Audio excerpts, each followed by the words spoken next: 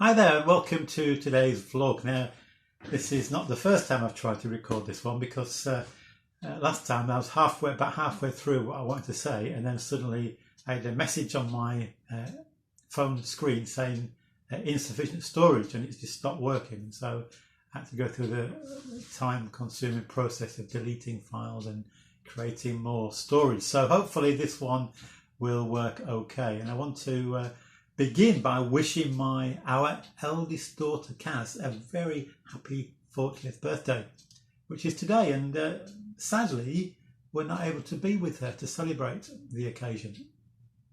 She lives in South Wales, and Wales have had their own lockdown, and some of the people at the school where she works have had COVID, so there's been isolation, all that. Anyway, we're in England now living in lockdown for 4 weeks, so we cannot travel to spend time with Kaz. So that's a sadness, but we'll be speaking to her in a family Zoom later on today.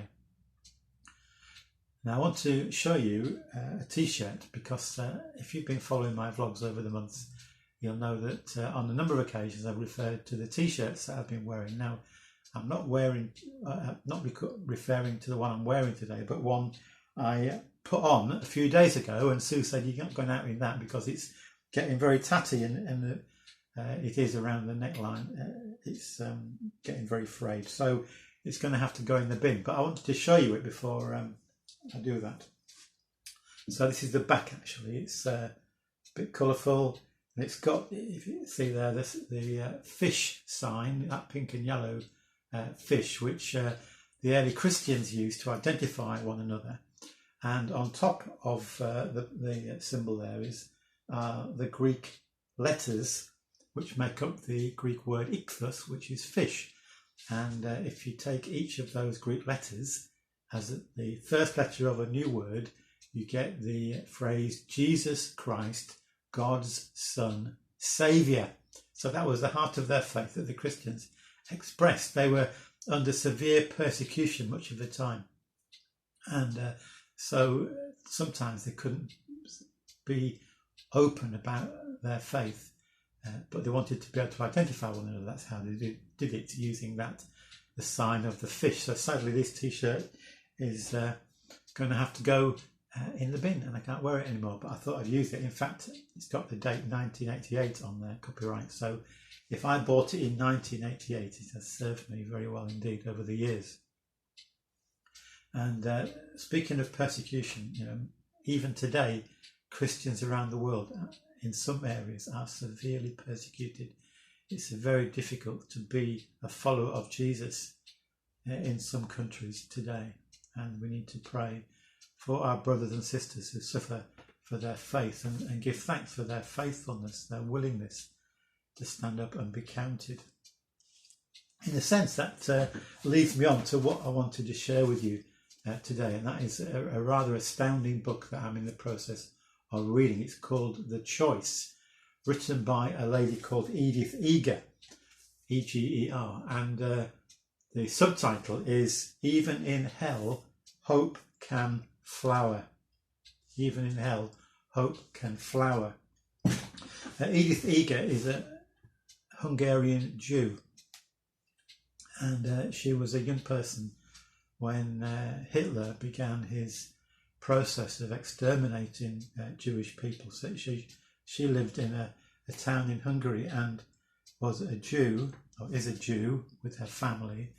From that town, around 15,000 Jews were deported, taken to the various concentration camps.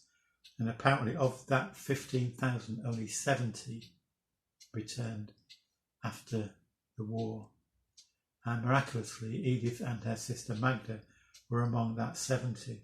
She was taken to Auschwitz as a 16-year-old in the year 1944. And the first part of the book outlines the terrible experiences of Auschwitz and other places where she and her sister were taken. Her mother and father were killed in Auschwitz, exterminated.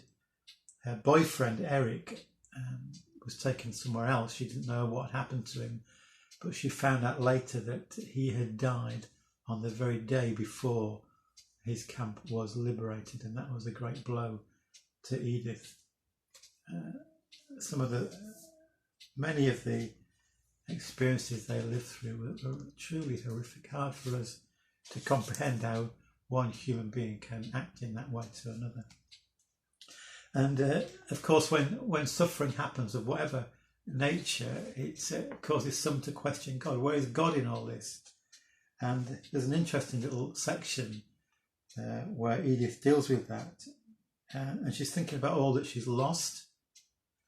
It is terrible to lose, to have lost all the known things: mother, father, sister, boyfriend, country, home. Remember, she's writing this as if when she was in the concentration camp, hope was fading away. But why do I have to lose the things I don't know too? Why do I have to lose the future, my potential, the children I'll never mother, the wedding dress my father will never make? He was a tailor. I should think about God, she says. I try to picture an immovable power. Magda, that's her sister, has lost her faith, she and many others. I can't believe in a God who would let this happen, they say. I understand what they mean, and yet I've never found it difficult to see that it isn't God who is killing us in gas chambers, in ditches, on cliff sides. God doesn't run the death camps, people do. And that's an interesting observation, isn't it, from someone who experienced the horror of those death camps. So many of her friends dying horrific deaths. She came face to face with the infamous Josef Mengele, but again it's quite miraculous how she escaped his attention on one occasion. I really would recommend a reading of the book. The second part of the book is when she is liberated, and she's at a point of almost death. In fact, when the soldiers came and looked for survivors, they can't recognise initially that she is still alive. She can't talk, she can hardly move. And it's a miracle really that they recognise that she and her sister are still alive. But even after liberation, she finds it difficult, almost impossible, to recover fully. She can't. She can slowly recover physically, but the mental scarring remains with her in many ways. But there is a little bit of humour in this story I'd like to share with you. She's now living in the United States. She's got a daughter. She's married and has a daughter, Marianne. And she's obviously communicating or living amongst other Jewish people. The winter Marianne is 5, we are invited to an Hanukkah party, where all of the children take turns singing Hanukkah songs. The hostess invites Marianne, that's her daughter, to sing. I am so proud to see my intelligent and precocious daughter, who already speaks English as if it is her first language, happy and bright-eyed and eager, confidently accepting the invitation, taking her place in the centre of the room. She is in kindergarten now and goes to an after-school programme run by a Jewish man, who, unbeknown to me, has become a Jewish believer in Jesus. Marianne beams at the guests, then closes her eyes and begins to sing. Jesus loves me, this I know, for the Bible tells me so. The guests stare at her and me. And you can imagine the embarrassment on Edith's face when that happens. But Jesus does love us, doesn't he? Even if we don't acknowledge it or know it. And we can hang on to that in the midst of whatever's happening in our lives. She goes on to train as a psychologist. She really struggles awfully with what's happened. She tries to deny it, to put it behind her. She doesn't want to speak about it, but she goes on to talk about her life as she begins to open up slightly, to begin to look at the past and how that's affected her. And the book is called The Choice, and that's a really significant thing. She does some research and goes to talk to fellow survivors of the concentration camps. And she says, as my fellow survivors taught me, you can live to avenge the past, or you can live to enrich the present. You can live in the prison of the past, or you can let the past be the springboard that helps you reach the life you want now.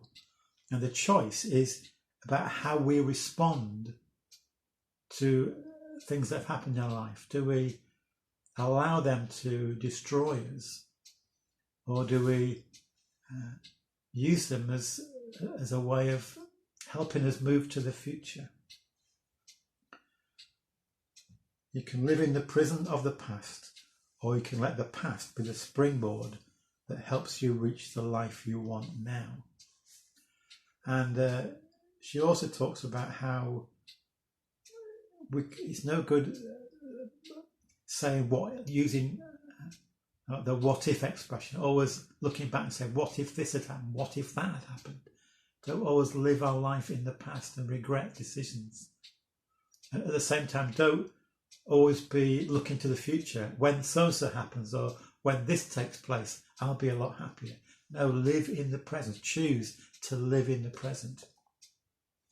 And the final little story I want to share with you is when she is a psychologist and she meets two people, and it shows how we can choose different ways to respond. Today I've been assigned 2 new patients, both Vietnam veterans, both paraplegics.